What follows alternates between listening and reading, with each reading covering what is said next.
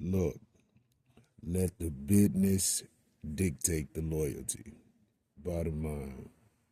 What's happening is Rico.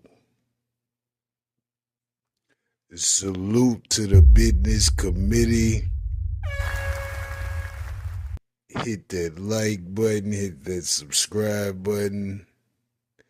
We in here. Diddy, Cassie, Capricorn Clark. Damn. Capricorn Clark takes the stand. She speaks of her origin, where she was born, how she was connected to Suge Knight, and ultimately how her and Combs began their working professional relationship. She met Puff when she moved to New York back in 2002. They were just friends. Cool. Then she became his personal assistant in 2006. From there, she was the head of women's for Sean John. Then she was the global brand director for Sean Combs. So she's had a few positions with Diddy, and she's probably seen some different sides of that personality. And she talks about an instance where she met up at the Bad Boy office, the newer office where they moved to back in 2005, I would assume. And this was on her first day. And Puff told her that because she worked for Suge Knight at one point, he may have to unalive her. And in that instance, Puff knew exactly what he was doing. But he had to play the role. He had to instill some fear off rip so that she knows that things could get aggressive if they need to. How did she take it? She took it serious. How did she react? She made sure she stayed distant from the madness. That was her reaction. She didn't have anything to worry about because she's only here as a professional. And she speaks of the security, D-Rock and Paulie, who were friends with Biggie Smalls back in the G. And she also says that she observed Combs with guns. Now, this is not the first time. Now, was Combs using them? Who knows? But he definitely kept them around for the intimidation factor of the possession. Then she refers to a situation that Puff said he had with 50, but he told 50's manager, rest in peace, Chris Lighty, of the situation. Diddy also accuses this young lady of theft, makes her take a lie detector test, and she's not the first assistant that had to do so. Now, why does Puff think that he can control these individuals separate from what they were hired from? That's what none of them made clear. They didn't draw the line from the professionalism to the socialism piece. And that could be where Puff knew he could kind of keep people because of the opportunities that he could provide.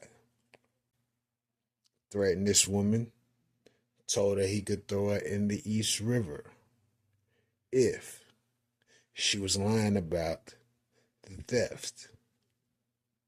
Wild.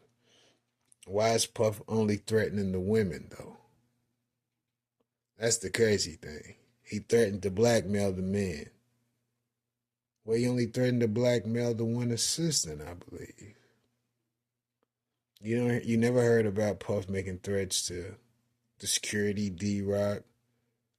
You never heard about Gene Deal speaking about any threats. I wonder why.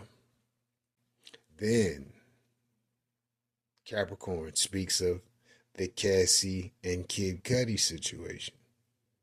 How she was a part of that, how Diddy forced her to be a part of that situation against her will. Have you noticed that Diddy is forcing his employees? I'm going to say it again. Diddy is forcing his employees through whatever means to get them to participate in the legal or illegal activities separate from the business that will benefit who? The business owner. You got to do the math. You got to do the math. She ultimately gets into the specifics of her going to Cassie's residence. Puff comes in with a gun, tells her, I don't give a what you want to do. You're going with me over to this situation because you may know about the situation and know more about the situation than I. You must be present. Once again,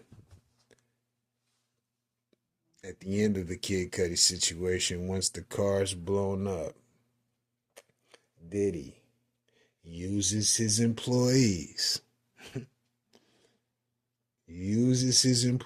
to convince Kid Cudi, Scott Muscati, to not file a police report, to not make this a big deal. And if you do, everyone is subject to the wrath of Diddy, whether that be death, termination, accusations, etc. So Diddy knew how to manipulate this young lady and the people that are around him. And he did that through intimidating means. And as you can see, consistently through testimony, people can tell you that they were intimidated by Puff. And Puff made it clear that he would potentially physically, allegedly damage you if you went against his word. And if you pair that with what people have seen with Cassie, the kicking of her, the controlling factor of her, and how Diddy wanted that type of control with everyone in his circle, you'll understand why these charges exist. Crazy. Most of all, Ms. Clark testified to being threatened. She testified to working extreme hours with minimum days off and minimum times to rest. She testifies to Diddy staying at hotels once a week. Add that to Cassie saying that the freak offs went off once a week for years. Do the math. She testified that Diddy also forced Cassie to move at his command, at his beck and call, or there would be aggressive ramifications for not doing so, up to abuse, kicking, etc. She testified that she would obtain drugs for Diddy, illegal drugs. Once again, Diddy using his employees to do illegal things and use illegal means for the benefit of who? Him, the business. Wild situation.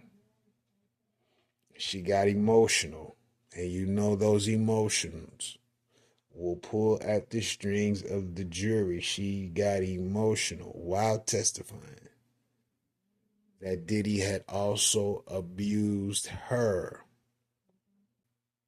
And this was all based on turkey bacon. But while the chef observed Miss Clark in her frustration while getting pushed, Miss Clark said she hated it here. What did the chef do? The chef went and told Diddy. So Diddy came back with more aggression and told Mrs. Clark, if you don't like it here, get the F out. And at that point, Miss Clark quit her job, but ended up coming back to work for Cassie. Is this a Stockholm situation? You give it some thought. It could be. It sounds like it. But we also have to consider people were willing to stay around Puff because there was opportunity in it. Now, what you were willing to go through for that opportunity, you're partially responsible for. I just got to keep it 100. But at the end of the day, she was fired, lost everything, and Diddy told her, you will never work again. And that he would make her life so miserable that she would want to kill herself. Now, why Diddy felt he should go to this extent to give this woman hell, only he knows. But what you can gather from her testimony and probably others and the ones before it is that Diddy was in love with power. He was in love with making people do what he wanted them to do when he wanted them to do it. And he realized that he had enough money, resources, and influence to do so. But my question is this. With all the power that you have, this is the most constructive thing you could think to do with it? Diddy has lost his motherfucking mind, man. But this is Capricorn Clark's testimony as of now. Let me know what you think about this in the comments. Rico, what the business is 100.